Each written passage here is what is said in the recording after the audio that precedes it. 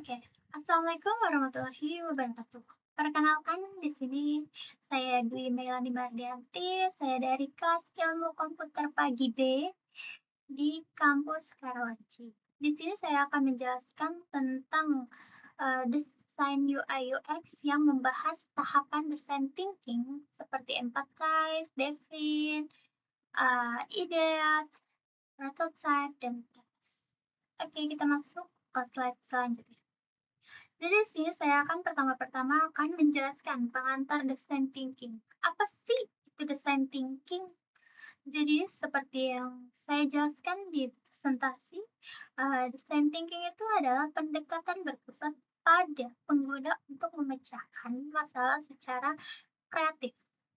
Dan design thinking itu terdiri dari 5 tahapan yang seperti ada di judul PPT tadi, seperti empathize, define, ideate, prototype, dan test. Jadi, design thinking itu juga digunakan untuk merancang solusi yang relevan dan efektif. Oke, next kita akan membahas tentang tahapan pertama, yaitu empathize. Empathize itu atau memahami pengguna. Jadi empathize itu memiliki tujuan yang berupa memahami kebutuhan, perasaan, dan pengalaman pengguna. Empathize juga memiliki metode nih. Ada 3 metode. Yang pertama itu observasi langsung. Yang kedua, wawancara mendalam. Yang ketiga, membuat peta empati atau empathy map. Empathize juga memiliki contoh. Contohnya yaitu mengamati pengguna saat menggunakan aplikasi untuk menemukan kesulitan mereka. Yang kedua, kita akan membahas tahapan define. Define atau merumuskan masalah juga memiliki tujuan yaitu mengolah data dari tahap empathize untuk merumuskan masalah yang jelas. Jadi, define ini memiliki langkah. Yang pertama itu adalah menganalisis temuan dari observasi atau wawancara yang sudah dijelaskan di empathize tadi. Terus yang kedua itu membuat pernyataan masalah atau problem statement.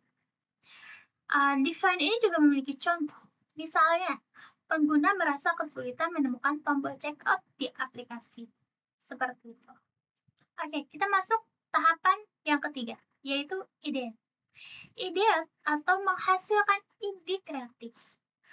Dia memiliki tujuan untuk menghasilkan sebanyak mungkin ide solusi. Ide juga memiliki metode yaitu brainstorming, mind mapping, sketsa cepat atau sketching. Ide ini juga memiliki contoh seperti mengusulkan fitur baru seperti tombol checkout yang lebih besar dan jelas. Oke, untuk tahapan keempat itu ada prototype. Prototype atau membuat rancangan awal juga memiliki tujuan, yaitu mengubah ide menjadi model nyata yang bisa diuji. Jenisnya sketsa kertas, mockup digital, atau prototipe interaktif. Jadi, prototipe juga itu memiliki contoh loh, yaitu membuat wireframe aplikasi dengan tombol checkout yang lebih menonjol.